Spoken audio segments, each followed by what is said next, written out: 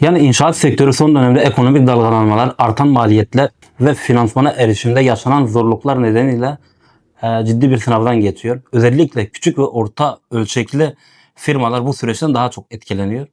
Buna rağmen barınma ihtiyacının sürekliliği sektörün tamamen durmasını engelliyor. Firmalar artık daha kontrollü, planlı ve gerçekçi projelerle yoluna devam etmeye çalışıyor. Yani son aylarda satışlarda belirgin bir yavaşlanma yaşandığını söyleyebiliriz. Yüksek konut fiyatları ve kredi faiz oranları alıcıların karar süresini uzatıyor. Ancak tamamen durma söz konusu da değil tabii ki. Ulaşılabilir fiyatlı merkezli konumda ve güvenli yapılar hala alıcı bulabiliyor. Özellikle yatırım amaçlı alımlar daha temkinli bir yaklaşım var insanlarda. Yani en önemli sorun aslında inşaat girdi maliyetleridir. Sürekli artış, demir, çimento, beton ve işçilik maliyetleri ciddi seviyelere ulaştı. Yani bunun yanı sıra finansmana erişimde yaşanan güçlükler ve yüksek faiz oranları sektörün önünü görmesini zorlaştırıyor. Tüm bu etkenler hem fiyatı belirlemeyi hem de uzun vadeli plan yapmayı güç haline getiriyor.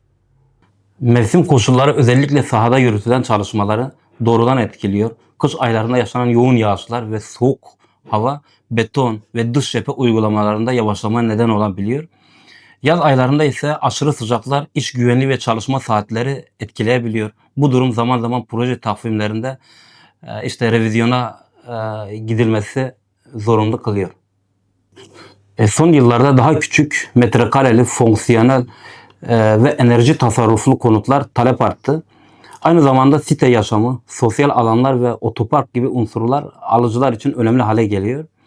Deprem yönetmeliği, uygunluk, zemin etüdü ve kalitesi artık sadece bir tercih değil, zorunluluk olarak görülüyor.